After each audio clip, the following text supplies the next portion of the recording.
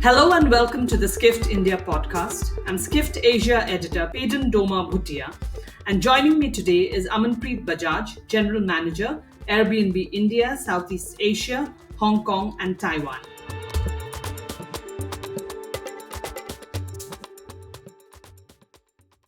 Welcome, Amanpreet. Hi, Piran. Thanks for having me.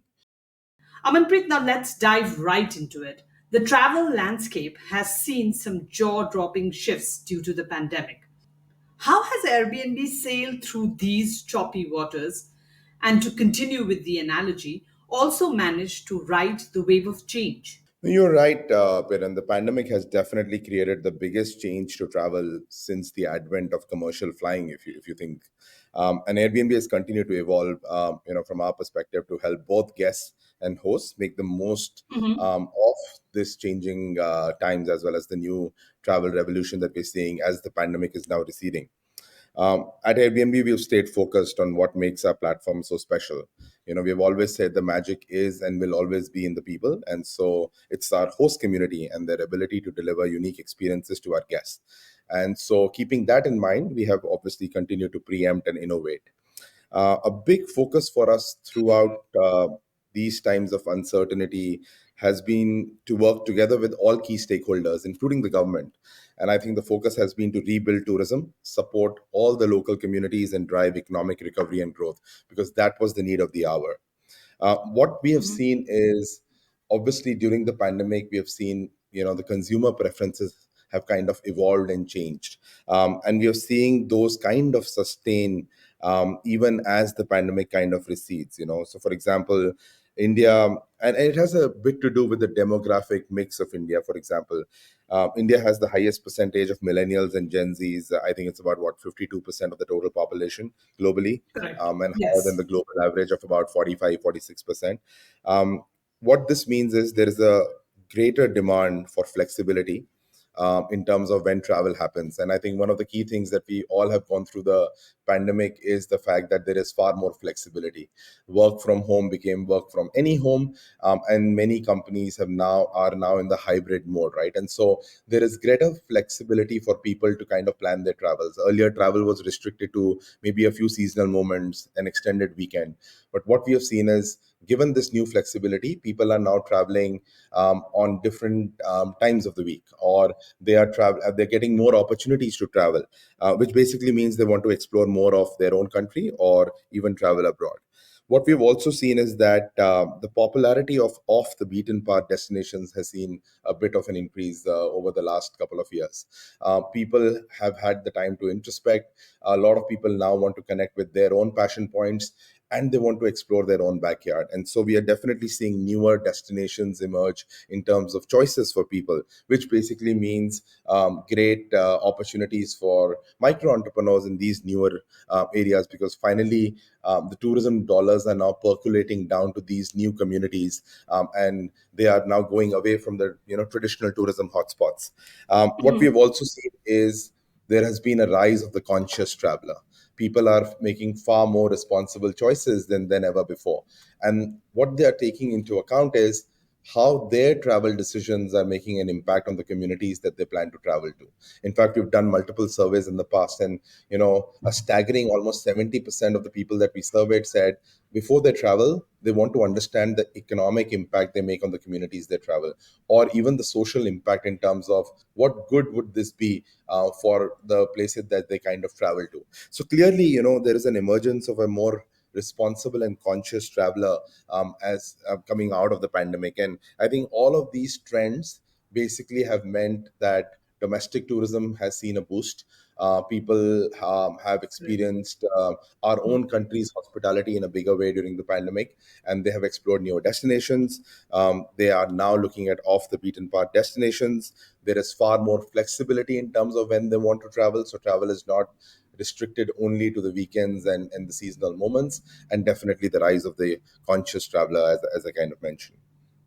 And Um, I think with yeah. over 1.3 billion people, one of the world's biggest middle classes and thriving culture, India is now an incredibly important growth market from a travel perspective and also from an Airbnb perspective. and one that is critical to our ongoing efforts to foster connection globally. Definitely. I think that is why, at Skift as well, we believe in that a lot. So we have, India specific products coming up specifically for the India market. Aman, I'm going to come back to you about, the responsible traveler, but you also spoke about, entrepreneurs, micro entrepreneurs. Let's talk a little bit about Airbnb's impact on India's entrepreneurial scene. How have you folks been empowering the local micro entrepreneurs through hosting? At Airbnb, globally and even in India, we nurture new age entrepreneurship and startups by enabling our vibrant community of our hosts. In India also we have a diverse community of our hosts across ages, across different professions, etc. And our hosts are not just providing accommodation to travelers, but they are also sharing their local knowledge. They are bringing people into their local culture, into the local communities. And by sharing their experiences when they host, they are providing that unique perspective. What we've done at Airbnb over many years, especially during the pandemic, in terms of innovation, is that we've made it easier than ever before to become an Airbnb host. Since November 2022, twice as many prospective hosts are now matching with super hosts in the area and receiving personalized guidance as they navigate the process of becoming first time hosts. So, what has happened is, as the word of mouth has spread, as people have experienced Airbnb themselves as guests, and when they come back after having a great experience, they believe, why can't they also become hosts? And if you look at it from an India perspective, right, hospitality is intrinsic to our culture. And the other thing that is intrinsic to our culture is entrepreneurship. And so Airbnb, with the use of technology and a platform, creates an amazing avenue for both of these passion points to come together: hospitality and entrepreneurship. And I do believe that that's the reason, we see a number of micro entrepreneurs using our platform, and now, kind of creating their small businesses at times in, say, vacation rental locations, but also people like you and me sharing our primary homes or secondary homes. And I think what we have done at Airbnb is we've looked at specific partnerships over the years, specifically on the micro entrepreneurship arena. I'll give you one example. We have a partnership with the Self-Employed Women's Association of India. This is a self-help group called Seva that represents about 2.1 million self-employed women. We also have a partnership with Shiros that has a community of 24 million Indian women. And the idea is to kind of create more awareness within these groups, to in terms of the benefits of hosting, on how to use the platform, and create micro entrepreneurial opportunities at a grassroots level. And I think the Seva example is a unique partnership. We've been in this partnership since 2017. We started with a cohort of 20 25 women entrepreneurs in rural Gujarat, where we imparted local hospitality training, shared global best practices, and we worked with Seva to identify exceptional women hosts who then open up their rural homes to the whole world. And in many cases, the kind of income that these women hosts have earned, through hosting on Airbnb, kind of surpasses their annual income from their traditional means of livelihood. So there is economic empowerment, there is social empowerment, but it is just not restricted to the hosts themselves. What happens is when people come and live in these neighborhoods, it's not only the host that creates economic value. What's happening is that the neighborhood or the micro economy gets benefited from these new guests. So the local artisan, gets new customers. The local restaurant gets new customers. There is more retail that is happening at the local grocer. So the entire micro economy, and what we've seen is over the period of time, is that when people stay in these local neighborhoods, unique neighborhoods, they tend to stay longer and tend to spend more. And I think this kind of benefits the entire ecosystem. This partnership was extremely successful for us in creating these micro entrepreneurial opportunities in rural Gujarat. We extended this to Ladakh, and we have plans to now extend this to more places. And I think this is just one example where you can see that by empowering entrepreneurs and by providing them with the tools and resources that they need to succeed, we can help create a more sustainable and equitable future for all. I think finally what's happening is that tourism is now spreading beyond the tourism hotspot. So earlier, only a few cities or maybe a few neighborhoods within the cities would get benefits of these Correct. tourism dollars. but now communities are benefiting where tourism is actually happening. And I think that's a very empowering piece. And simple actions such as hiring local guides, drivers, staying in locally owned accommodations, buying local products and souvenirs, all of this is contributing towards supporting the regional microeconomic and even the global, even the national economy.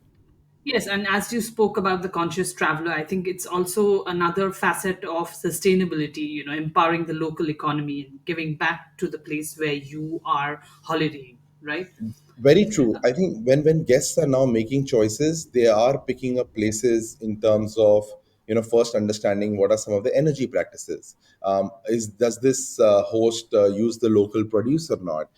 What kind of an employment is there for local people of the community? And I think all of this is definitely helping in creating more awareness, more consciousness about green stays and kind of sustainable travel. And clearly, as I said, travel is increasingly led by millennials and Gen Zs who value experiential travel more.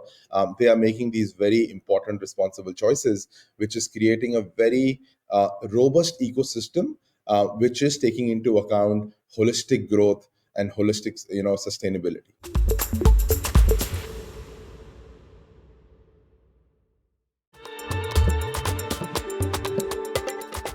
Absolutely heartwarming, Aman. And also, let's not forget that Airbnb is now taking its commitment to another level by joining hands with the Ministry of Tourism.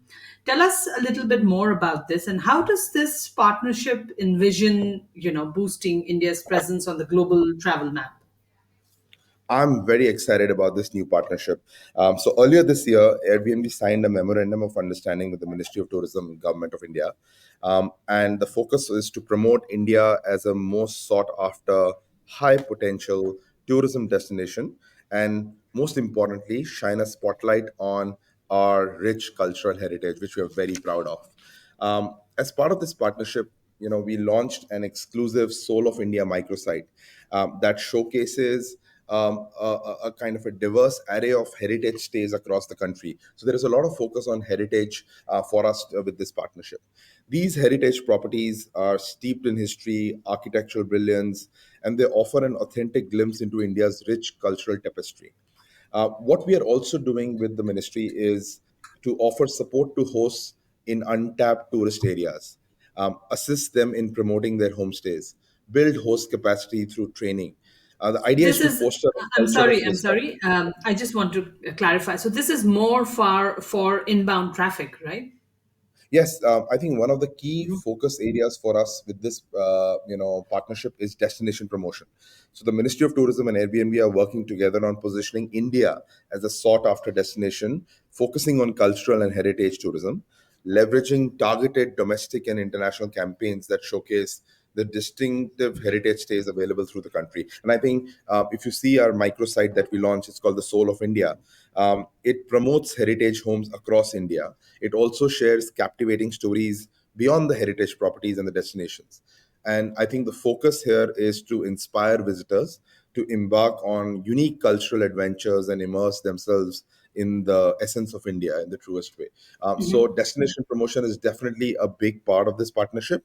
But what we also want to do is not just focus on the, again, tourism hotspots that India has, but kind of work with underserved communities, underserved regions, train people there so that we are able to put on the global map India in a more holistic manner and not just focus on places that global tourists are any which ways aware of in terms of visiting. And that's why there is a lot of on-ground effort around training hospitality micro entrepreneurs in emerging destinations that are part of the ministry's flagship scheme, Swadesh Darshan. What we are also doing as part of this partnership is sharing travel insights and homestay insights with the Ministry of Tourism so that they can inform. It kind of leads to a more informed ecosystem in terms of responsible tourism policies and training requirements. So overall, very excited that we have been able to do this at a federal level. Over the years, we have also signed multiple MOUs with various state governments. For example, we signed an Yes. MOU with the state of Goa. We've signed an MOU with the state of Maharashtra in the past. We've signed MOUs with multiple northeastern states. The focus there was again creating hospitality entrepreneurs at a grassroots level, destination promotion, but now doing this at a federal level and putting India on a global roadmap is something that we are very, very excited about. In fact, we also believe that Airbnb as the platform is the best suited, right, in terms of our global presence. One of our key, strength is the fact that we are present in over 220 countries and regions. And by showcasing India's unique cultural heritage and tapestry and bringing to the front unique host stories and stories about warm hospitality that India has to offer, we believe we'll be able to attract a lot more people into India. Absolutely, it's more like a symphony of travel and culture coming together. I Very mean, I true. would like to turn the spotlight back on Airbnb's role in India's travel revolution, as we all Mhm. acknowledge that India is going through one right now.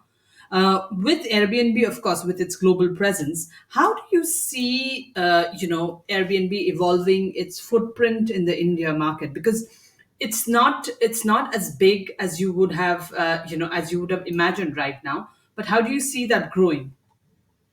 So India was and will always be an important geography for Airbnb, and we remain committed to growing our community locally. Just to share some insights into how our business is growing, the overall nights booked in India have grown by almost 70% when we compare full year 2022 with pre-pandemic levels. Domestic nights in India grew by almost 110%. When international travel returned, when borders opened up and travel restrictions eased, we have seen more than double growth in bookings for international travels. For example, in the first quarter of 2023, when compared to quarter one 2022. So all segments of our business, whether it is domestic, whether it is inbound, or whether it is outbound, have seen very strong growth through the pandemic as we get out of the pandemic, right? What we are seeing is a strong desire among Indian travelers to venture overseas as well as explore domestic destinations. And obviously, all the features that we have introduced, such as categories, as well as some of the other tools that enable hosting, all of this is helping further disperse travel to more communities that benefit across India. And just talking about um, hosting on Airbnb India presents a real opportunity for micro entrepreneurial hosts.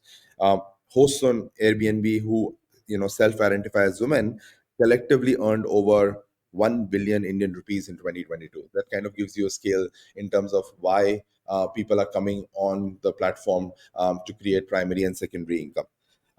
What we've also done, which we talked extensively about, which is a key piece for our India presence, is working and partnering with the government in their vision to make India one of the most sought after tourism destinations. And the multiple state MOUs as well as the federal MOU is a step in that direction. As the India travel landscape evolves, and it's evolving very rapidly with digital adoption, smartphone penetration, and just the fact that we are a very young nation and very curious nation, right? We add about 10 million passports every year. So a lot of Indian millennials want to travel abroad and want to immerse themselves in the local cultures abroad. And increasingly, we are seeing that they're choosing to do so on Airbnb. So as this travel landscape evolves, we would also evolve, and we would ensure that Airbnb remains a trusted, invaluable resource for travelers whenever they are seeking unique and authentic stay experiences across the country. And I'm very, very confident that given that travel is very experiential led, today Gen Z and millennials tend to value experiences more than say products.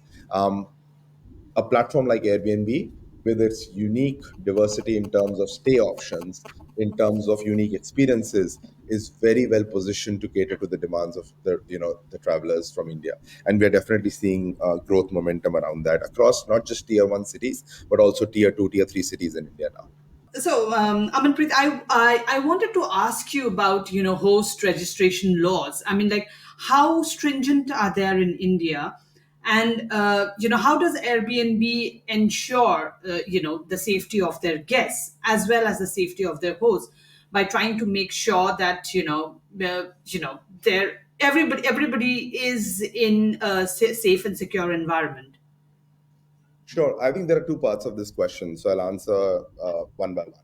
One, talking about holistic, ecosystem which kind of benefits, with policies that kind of benefits all stakeholders of the ecosystem, right? So there are hosts who want to list their homes on the platform, on their primary and secondary income. There are guests who are looking for unique, authentic experiences in various parts of India, whether these are international guests or domestic guests. And then obviously there are communities that are associated, which get impacted by incoming travel. What we have seen is that the we have a very strong and positive working relationship with governments across states. And given that in India tourism is a state subject, we work at a state level with various departments. One of our key examples is, say, our work with the Department of Tourism in Goa.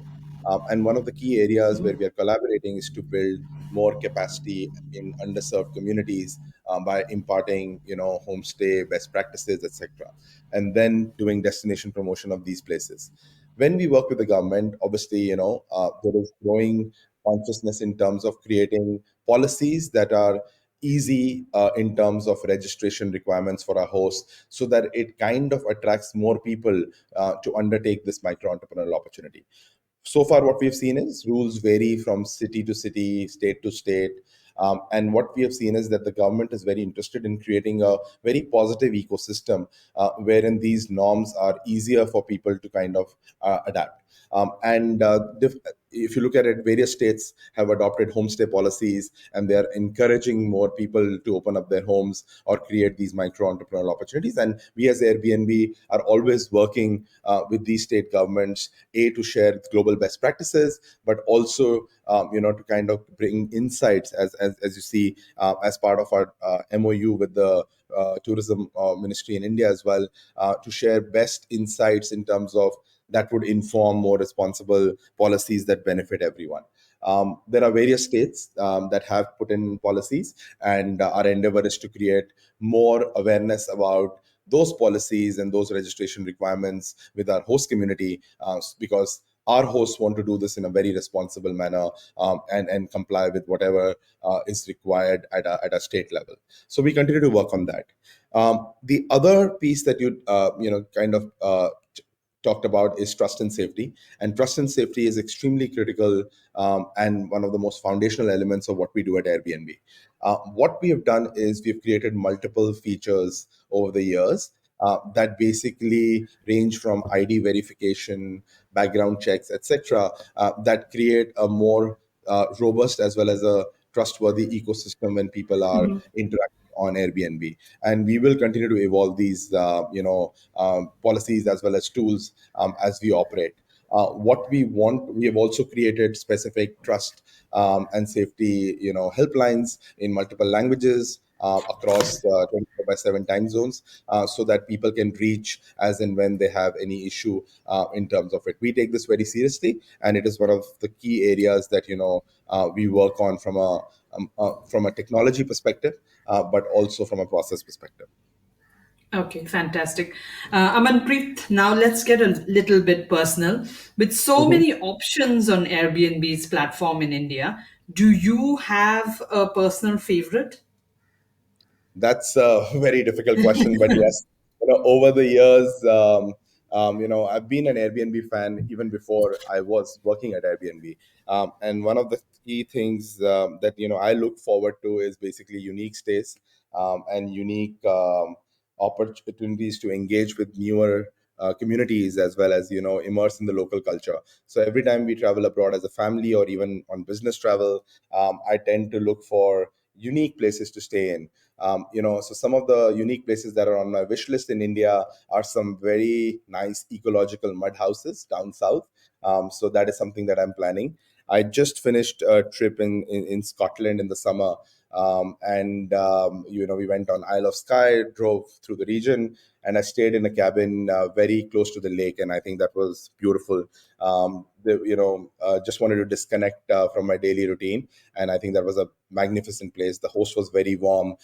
They had a beautiful welcome package for me and my family when we entered, with some local delicacies, and the view was breathtaking. It was like literally living on the lake shore. So I kind of enjoyed that. But there is so much that Airbnb has to offer, right, across India.